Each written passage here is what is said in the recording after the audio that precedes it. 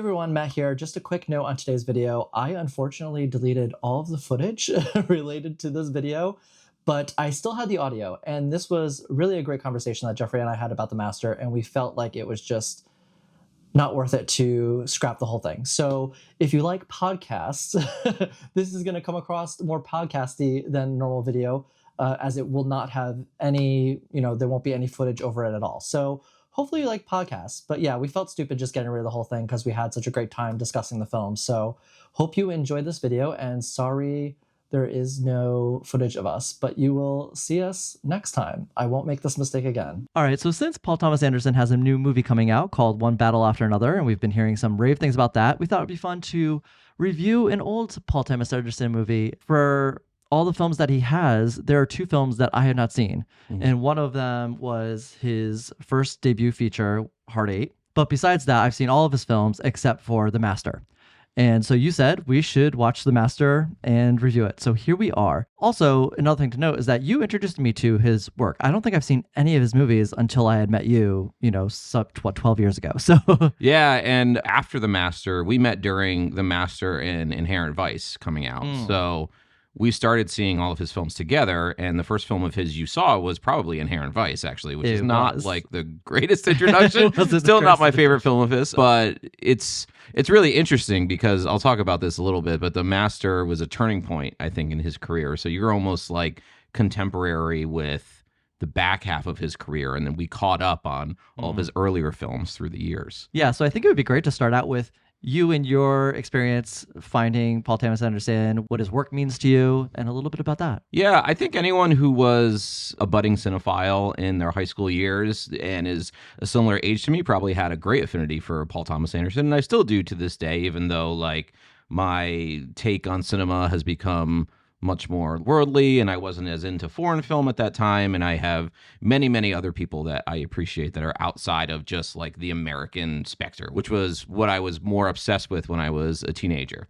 So obviously, like, there's additional layers of maturity and complexity with the way that I view films now, and the way that I view films is, I think, ever-changing. It'll be interesting if this channel is still here 10 years from now, which I hope it is, that I look back on some movies that I really liked. I hopefully have a different perspective on them now, because I think the best films are able to grow with you, and sometimes you grow into them, sometimes you grow out of them. It's really interesting. But There Will Be Blood was absolutely one of my favorite films. It came out when I was 17, came out in 2007, and I went to see it with a bunch of my friends, and you can imagine how somebody who loved film but who wasn't like as mature about film as maybe I am now was really swept away by that film, because it's a film with all of these sweeping camera movements and bravura sequences, doesn't cut its camera ever, and it has these like wide, extraordinary vistas. Frankly, my understanding of thematic subtlety was not as strong then as it was now, and that's a film that you can't really miss what it's doing. And I'm not saying that there aren't interesting things to dig into, but the particular thing at the forefront of that film about greed and the intersection of religion and commerce in the beginning of American industry, I think is unmissable. Its style is like very blunt force trauma. Again, you can't really miss what it's going for. It's a movie that's like weirder than I think people give it credit for, but at the same time is a very strong statement. You come out of that movie pummeled, for better or worse. Yeah. That was something that was really attractive to me as, a 17-year-old cinephile. And not to mention, you have this extraordinary performance by Daniel Day-Lewis that is just thunderous in its intensity. The wait for Anderson's next film was 5 years, which is still the longest period of time between two films ever in Anderson's catalog. He's usually like every 3 to 4 years person. And as a young cinephile, waiting for this was excruciating. And also, if you think, who I was when I was 17 years old isn't who I was when I was 22 years old. So that's certainly an interesting thing, too. But anyway, The Master eventually released. It was only playing in New York and LA for a couple of weeks. It was doing that slow rollout thing.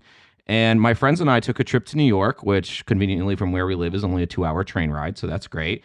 To see it opening weekend. And we saw it at the Village East Theater. My friend Kate reminded me of this earlier today when I was texting her. It's this beautiful theater, like old school movie house. We saw it on 70 millimeter, which I didn't know what that was at the time, but that's become like a big thing. If The Master in 70 millimeter was playing around us, it would be a sold out screening. That would be a huge deal. So anyway, I'm painting this really romantic picture here, but I walked out of The Master at the time pretty disappointed in it and kind of perplexed. Like I was saying before, I hadn't been introduced to European filmmaking or filmmaking with a lot of suggestion or abstraction. This film at the time is just something that I wasn't used to. So although I'm very appreciative of it now, it is a movie I very much grew into. And our watch of it a couple nights ago was probably the most I've ever liked it.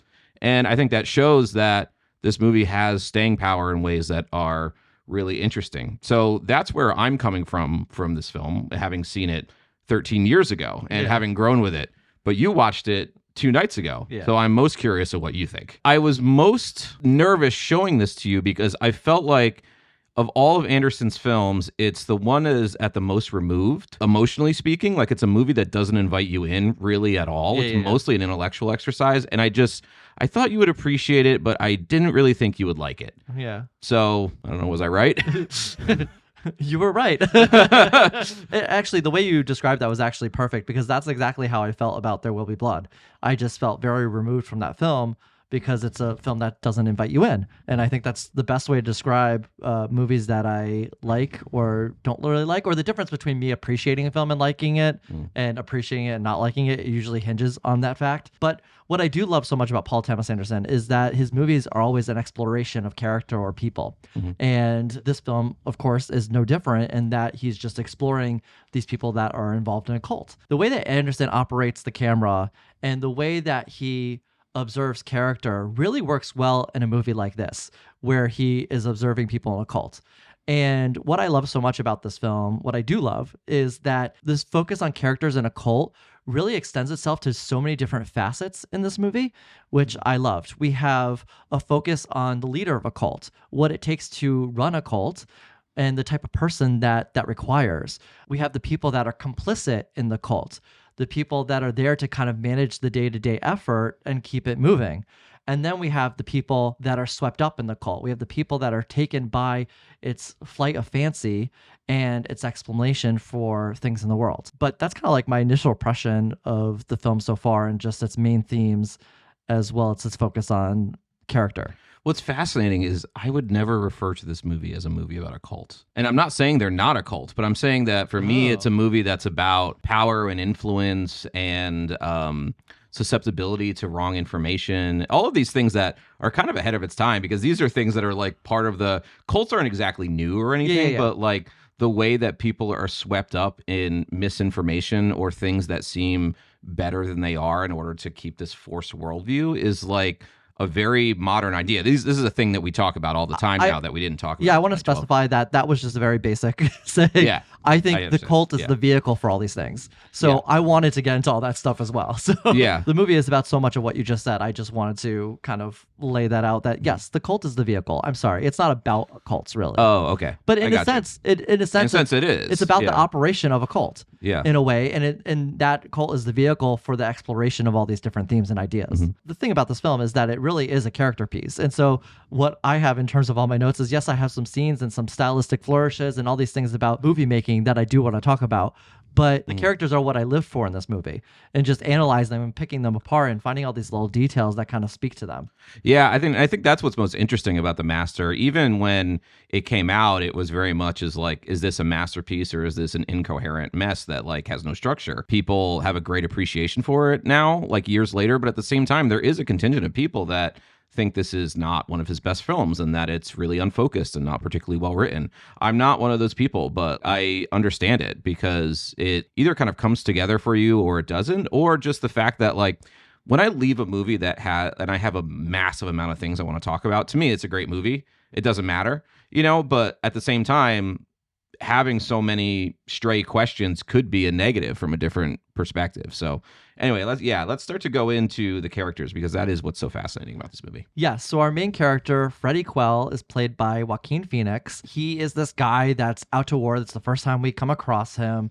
And we see him come back from war, and he's taking all these odd jobs, trying to make his way back into normal life. His constant outbursts and losing the job and running away from the job that he comes across. A lot of pumping. Yes. Yeah. He comes across this boat. He goes on the boat. He passes out there in a drunken rampage. And then he meets Lancaster Dodd, played by the wonderful Philip Seymour Hoffman. It's honestly hard to watch Philip Seymour Hoffman performances now. Yes, he was. Well, we will get into it, but he was one of my favorite performances in the film. Yeah. But getting back to Freddie, this movie does a really good job of showing these characters without telling you what to think of them. Mm-hmm. It was very hard for me to, I don't know, I have so many thoughts about this man. And, I do too. yeah. And the way that the film builds up this character is just so multifaceted. He is so quick to anger. He is a bit of a perv.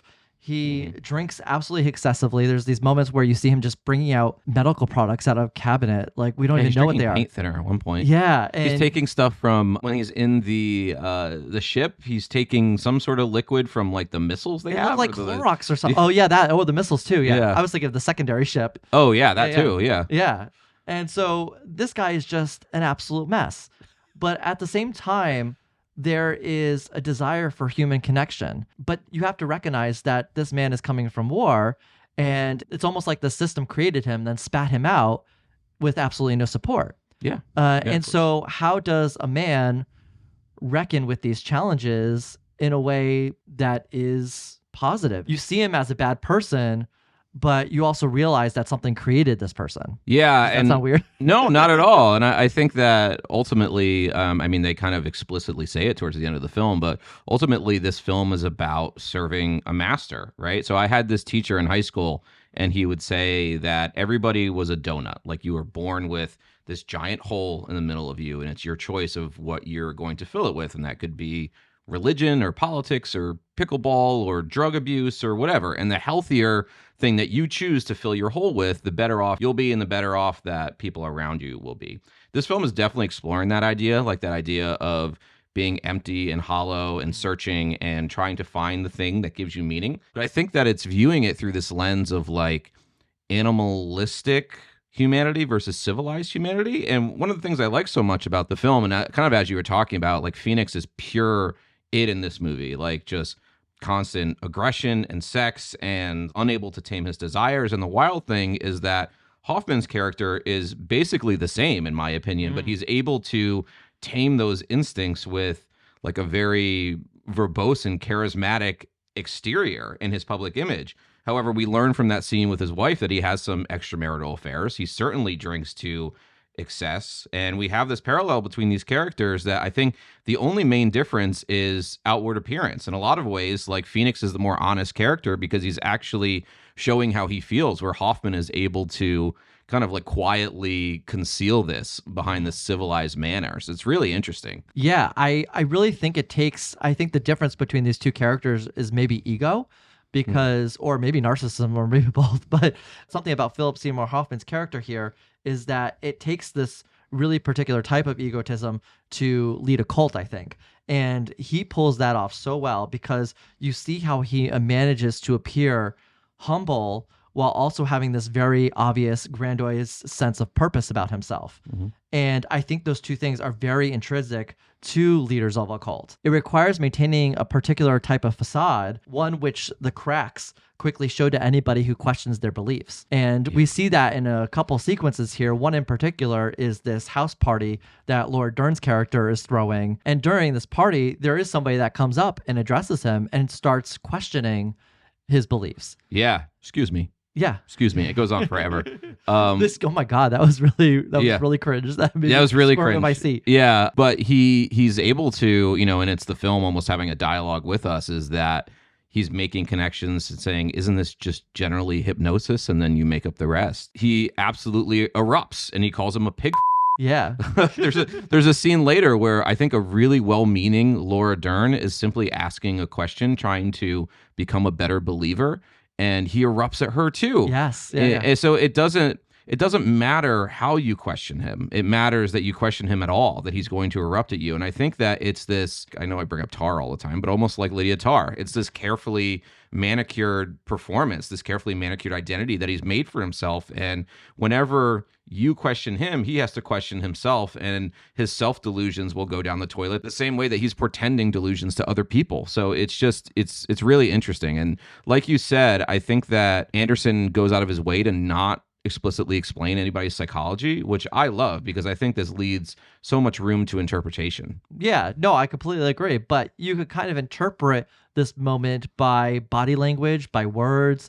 His character is saying like a lot of hollow things. He's spouting a lot of pseudoscience at this guy. And so, really, there's not much to say beyond this belief. And he's just saying it really strongly. Yeah, and he's really magnetic and he has a great vocabulary. He is kind of a pleasure to watch. Like, he has a lot of charisma. And I'm not saying that he fooled me, but he's entertaining enough to watch that you could understand how people would fall under his spell. Yeah, and I think Lydia Tarr was a great example because there's this steadily rising temper about him. In order to defend himself, he has to make this man feel unimportant and beyond capable of understanding such deep philosophies. And the way he words that just ends up making this guy look to the rest of the room as if he's just not intelligent at all. And so that's his way of winning this debate, is by just rejecting everything and making it look like he's just really dumb. Yeah. And I feel like that's exactly what Lydia Tarr does in that whole scene in the classroom. Yeah, She just has completely. to make this guy look stupid to make her win that conversation. Yeah, that movie has a lot more modern sensibilities, but it like is an interesting double feature with this film. Certainly Power and Influence is going all over Tar too. I want to talk about Amy Adams. You ready to go there? I am. So, yes, her character is the one that has the most mysterious intentions, I think. And she seems almost more devoted to the cause and the advancement of it than Dodd does, which is really Yes, yes. interesting. And she's capable of manipulation. Some people have pinned her as almost like a Lady Macbeth character, like the person that's secretly pulling the strings behind the scenes, even though there's a figurehead that's doing a lot of the heavy lifting for her. And I think it's to suggest that she may have the strongest resolve and belief system in the film. But again, she's pretty mysterious to us. I don't know for sure, but I think that may have bothered you, but I love it. Like, I've been pondering this character for like 12 years, and I'm more and more confused by it every time I watch it in a pleasant way. Yeah, I wouldn't say it bothered me, but it left me wanting more. I completely agree. She is like 200% dedicated to this cause. Yeah. But the difference between her and Philip Seymour Hoffman's character is a matter of emotional stability. She is so dry. She is so clear in her intentions. She shows absolutely no emotion in this movie whatsoever. She never gets bombastic. She never cries. But because of this, it almost, in my mind, made her more dangerous than Philip Seymour Hoffman's character, because she seems very intelligent about the operation of this cult. She's clearly capable of manipulating her husband. Yeah. And we see a couple of scenes, and including the famous like bathroom scene, making him promise that he won't have. I don't remember exactly if it's that he won't have affairs or that his affairs need to be They need hidden. to be under. They need to be hidden. She's so worried about it affecting the movement. It's okay if they happen as long as nobody knows about them, which is very interesting. Her character is just one of those things I desired more of. I also wish that we explored Jesse Plemons' character a little bit. We have almost the same deal with him, is that we have these little tidbits, these little moments that involve him. But beyond that, we're not given so much more. And so on his side, as playing their son Val, I wish I could have seen more about his conflict or his lack of conflict, because I can't tell whether he's just outright complicit in this whole thing or he still doesn't believe any of it by the end. Like, it's really hard to tell by the end because he's still there and he's still part of it all. But there is that moment earlier in the film where he's like, he's just making it all up as it goes along, right? Yeah. So it's like he's complicit in the whole thing, but he knows it's all a fraud. But at the end of the movie, he's still there. So you're like, is he still the same? Is there some sort of evolution there? I don't know. I just really desired seeing more from these two characters. I think there is a sense that everyone thinks it's a fraud, even if they don't totally know it. Do you think Amy Adams' character too? I don't know. She might be the only outlier. Oh, okay. But I feel like there's a deep, and this is just me completely reading into the movie, interpreting, is there's like a deep insecurity within Lancaster Dodd that whenever something is questioned that he needs to erupt, right? And I feel like that's because deep down he knows that this is Yes. right? Same with, I think, his daughter, who seems to be marrying into the family. Her husband is coming into the cause, and yet she spends some scenes trying to seduce Quill. So she's clearly like has some ambivalence. I think that Jesse Plemons' character clearly has some ambivalence, as he says. Maybe it works thematically more than it works with characters or those specific characters. But it does show that I think people can have two ideas in their head at the same time and manipulate themselves into thinking only one of those ideas. I mean, in some ways that really fits in with modern day Trumpism. You know, there are these text messages and things of like Tucker Carlson saying that he hates Trump, but like, what do we do? You know, like we see him doing a character every night. And I think that anyone is capable of that, not just people on the right, but it fits really nicely with the overall thinking of this film. Yeah, and then you have people that I think innocently enough fall into it all. One of those characters would be Laura Dern's character, which I actually loved her in this movie. I know, she seems like, I feel bad for her. I feel like she just kind of got conned, but seems like a nice lady. Yeah, she is like this perfect example of maybe like a privileged white woman who hosts a pampered chef party at her house without realizing she's participating in this marketing scheme that's really just benefiting these few people at the top. And she's so innocent in nature, but she also believes in it as well without thinking any deeper beyond any of these things. Yeah. And so, yeah, I feel for her character, but it's also kind of funny because those people, funny enough, still exist. And I think in this Trump era, as you put it, is just like perfect of somebody who just like innocently was looking for an explanation for things and found it and is just committed to it, but also just an innocent person and normally a good person. Yeah. So pivoting a little bit, I think, to the general filmmaking here, this is really a turning point, I think, in Anderson's career in a lot of ways. His earlier films, they're really, really great. Don't get me wrong. And some of them are some of my favorite movies, but you could feel him straining to show every single talent he had. And it's a movie that's so impressive that they're almost exhaustive to watch. Like, they're bursting with so much creative energy and obvious signs of craftsmanship. And to me, it's almost like he didn't have the confidence to trust his audience. He needed to spell it out in every way, both like cinematically and I think in some cases overwriting in his films. And I think The Master is the first time he really grew as a filmmaker and made something that is a lot more mature and a lot more subtle. It's like much more mysterious. It's much more suggestive. And it tells its story through imagery rather than long monologues. And it's far less sincere than his earlier work, and it relies on that imagery to tell its story basically without spelling everything out for you. Like, it has this running motif of showing the sea, and maybe that will fit in nicely with the song that Hoffman uses towards the end of the film when we talk about that. But to me, it's just reminding me that these characters are always adrift. Like, they're just continually searching for meaning in, lost at sea. And another motif is Freddie Quell is miming intercourse with a woman in the sand that's made of sand on the beach, which is what this film chooses as its final image.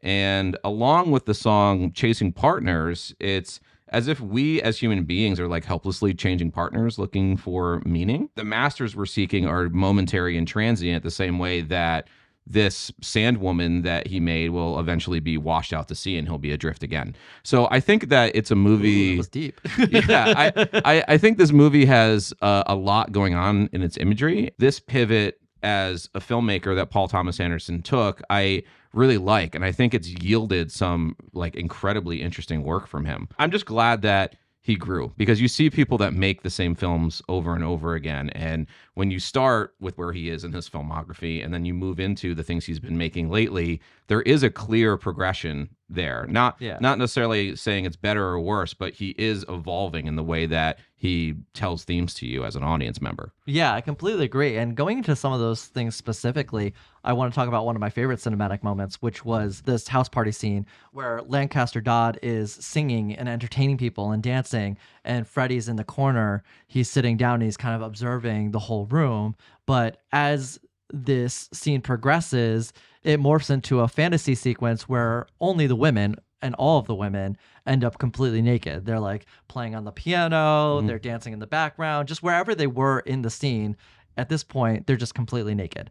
But this scene does so much without saying anything. The best way I could describe this is like the camera is like low, basically observing the scene from exactly where he's sitting down. So it's kind of like low and wide, and it's just absorbing the entire room. So there's this kind of like voyeuristic fetish to it, which speaks a lot to his character and what he's interested in, and also just what we get to see of Philip Seymour Hoffman's character, because Lancaster is singing and dancing and engaging with everybody, and he's just bringing on this like larger than life attitude that he wants to be the center of attention. This isn't the first time he like sings in the movie. We get so much about both of their characters in this moment just through the scene where they're just behaving. Yeah, completely. And this film was shot on 65 millimeter It was the first film shot on that format since like the early 90s, I think, at the time.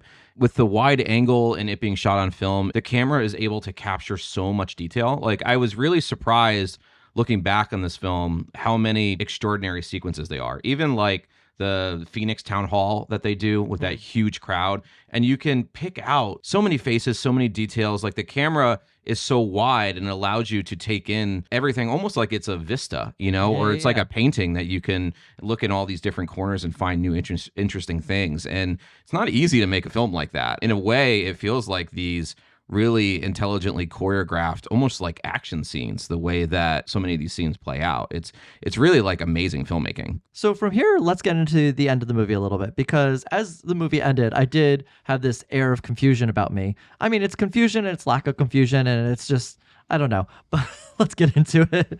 But, we have this scene where Lancaster and Freddie, they're out on these, it's either the salt flats or something, like a, whatever you call it, and they're riding this motorcycle, and all of a sudden Freddie gets his turn on the motorcycle and he just rides off and he's gone. Then we get this cut to him going back to the house in which the girl that he was interested in lives, and he knocks on the door, and we come to find out after talking with this girl's mom that it's been like how many years? At least 3 since they last saw each other. Yeah, it's longer, I think. Yeah. Well, she was 16 at the time and 23 now, so it's been like 7. She's been married for 3 years. What's interesting about this scene actually is that he doesn't get upset or crazy when he finds out that she's not there, when she's married. The mom has the address or the phone number or something like that in which he could call her, and he refuses it, which is a little bit unlike his character. Yeah, and he's also he's kind of rude to the mother in that scene, but he doesn't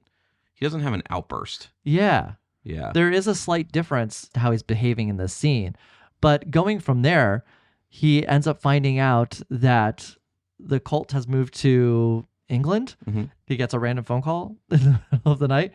And so he goes, actually, I want to know, do you think this phone call is real, or did it happen in his head? Because he was like, how did you get this number? How do you know where I am? I don't know. It's very weird. It's very like dreamlike. I'm not sure. I've never really pondered that. Okay. But it's very odd. Yeah. For me, I thought it was very dreamlike, and I thought I wasn't too sure whether this was actual reality or not. So I'll leave that as that. Maybe somebody else can, in the comments, could say what they think about that particular moment.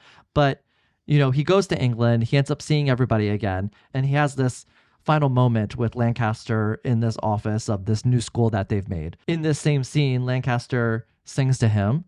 It's very homoerotic. Then Amy Adams' character comes in and she's like, you have to make a choice. You either stay or you go, but you have to like make a choice and you can't drink anymore and things like that. Yeah. And so he decides to leave. And that's kind of like the end of the movie with him on the beach with this sand woman. Yeah. It's an interesting scene. He sings him Slow Boat to China. The origin of that song is you're so in love with somebody that you want them all to yourself, and you want to take a slow boat to China because it would be the longest boat ride ever. So it's a little strange, and there is definitely homoerotic energy in this movie. I'm not saying that Freddie and Lancaster were like intimate with each other, like physically. I don't think that happened, but I think that there is a attraction that they have to one another that they don't completely understand, and I'm sure it has to do with power and influence. Even like that scene in the jail, they have this screaming argument, almost like they're lovers, and he's like, "I'm the only one that likes you." Yeah. And then eventually, when they see each other again, they're like wrestling on the front lawn. There is this attraction that they have to each other that the film is, again, not ready to explain. But it's definitely odd. And I think neither the film nor either of the characters totally understand it, because Freddie like starts to cry when he's singing him this song. Yeah. So it's definitely interesting. Yeah. I don't know. For me, like Freddie is so obsessed with women that for me, I think it's more a power dynamic, and he feels attached to this person emotionally because this person, as you said, is the only person that really cares about him. Yeah. So I think that's the sole purpose of his attachment to this guy. But I think Lancaster in turn is attached a little bit more in maybe an intimate way because of that scene, as well as the way how he says, "I'm the only one that cares about you." It's very controlling, like emotional manipulation. Yeah, I mean, I definitely think there's a reading of this movie that Lancaster Dodd is a repressed homosexual. Yes. I think there's I know I'm not saying that's 100% true, but I think it's at least somewhat part of the text. Yeah, and the way in that scene where his wife, played by Amy Adams, like is doing that whole thing, but says you could go and be quiet about it. She never says women in there. She's not specifying a gender or sexual orientation. So I don't know. It kind of leaves it open for interpretation. Yeah, as you said. certainly. And this was something we talked about after the film. It almost feels like Inside Llewyn Davis-like in this moment. We have a shot that kind of mimics the beginning, and it's almost like this person just hasn't gotten anywhere. What did he find? You know, is he better? I don't think so. Yeah. In some ways, Lancaster Dodd, who is maybe more of a threat to the world than Freddie Quell is, certainly got somewhere. It seems like his cause is doing fairly well in England, so he's getting ahead. But where did Freddie get? Yeah. You know, he's after 2 hours and 17 minutes, he's exactly where he started. It's kind of a sad movie. Yeah, very sad movie. But that's why I think at the beginning I led with the cult thing, because I think the cult can be attributed to so many different aspects of society currently. It could be a tribute to your political beliefs, your religious beliefs. It's like, how deeply do you intertwine yourself with these ideals? Some people use a lot of these things to absolve themselves of things or not to deal with things within themselves. And so I think this movie really is talking a lot about that. It's finding excuses for things. It's finding explanations for these things. I mean, this call in particular, what is it? He thinks we've all had past lives and you're in communication with your past life. Yeah, he said in a past life that they were migrants together or something, or minors. I don't remember. And then in a future life, they'll be sworn enemies, something like that. Yeah. What's interesting is those details are peppered in here or there. Yeah. Aside from that, it's fairly entrancing. Like you can kind of understand how people get swept up into this, because if they're not talking about those aspects as much, it doesn't seem as otherworldly. Yeah. I think this movie is oddly more relevant to today than it probably was when it was released. Yeah, I mean, when it was released, Scientology was very much a part of the news, and like it was around the time that like Tom Cruise was doing all his Scientology stuff. The main talking point was, this is a movie about Scientology. Lancaster Dodd is certainly based on L. Ron Hubbard to some degree, but it's not a movie that's like about Scientology, so to speak. But it is. It's about like power. It's about manipulation. It's about using people who are hurting and trying to manipulate them into following you for your own purposes, while ignoring what could actually really help them. Yeah, and in a subtle way, it's about the social system and how the people we cast aside will inevitably find communities that will harm them. Where do we go from here? Is that the end? I just want to say that I think this is a great film. I walked out of it pretty perplexed when I saw it as a 22-year-old. I thought at that time that it was a minor work of his, and years upon reflection, I think it's one of his best movies and one of his most interesting movies, and I really like pondering it and talking about it with people. I think it's a great conversation piece. I think this would be fun as a little wrap up for this conversation, and I'm putting you on the spot with this. Okay. But I think it would be cool to do a quick ranking of Paul Thomas Anderson movies in terms of what we liked most to the bottom. And we could exclude Hardy for this exercise. Well, this is tough because I'm trying to like force myself to have a reevaluation of Inherent Vice, and I'm like an hour into it right now. I've been watching a half hour of it every day during my lunch break. Oh my gosh, how's that going so far? I still don't like it. Okay. Anyway, this doesn't have to be perfect. And I am sorry to everybody that is watching right now, the very clear bottom to me is Licorice Pizza, and then Inherent Vice, and then I'll say from here, like, gigantic quality jump in my opinion. Like, I'm not that keen on those two films, and every other film I'm going to mention I'm very, very keen on and I think is great. Probably then Magnolia, then Punch Drunk Love, then Phantom Thread, then Boogie Nights, then The Master, then There Will Be Blood. All right. I'm going to start from the top because that's the way I envisioned this to start. No worries. I didn't prepare for this, so I'm literally looking at Wikipedia right now, just trying to, and hoping I'm not forgetting anything. Yeah, so number one would be Phantom Thread for me. I think it's the best of Paul Thomas Anderson and everything he's good at. I think it does character so beautifully well. I think it does visuals so beautifully well, and it ties them all together so beautifully well. But going from there, I would say Punch Drunk Love, Boogie Nights, Magnolia, Licorice Pizza, The Master, There Will Be Blood, Inherent Vice. I think I got everything there. We'll see how one battle after another is, but I can't wait. Yeah. And especially like the range of critics that I respect that all seem to love this movie and all look for different things in films. I am really interested. So I'm so excited. And we'll know soon enough because we're going to see it, the day before New York Film Festival. We're literally going to see it Thursday night, pump out a review Friday, and then leave Saturday morning for New York Film Festival. And our first screening is at like 3 o'clock that day. So it's going to be a busy movie weekend, but looking forward to it. All right, so that's it for our conversation on The Master. Let us know in the comments, what did you think about this movie? As always, thank you guys for watching, and we'll see you next time.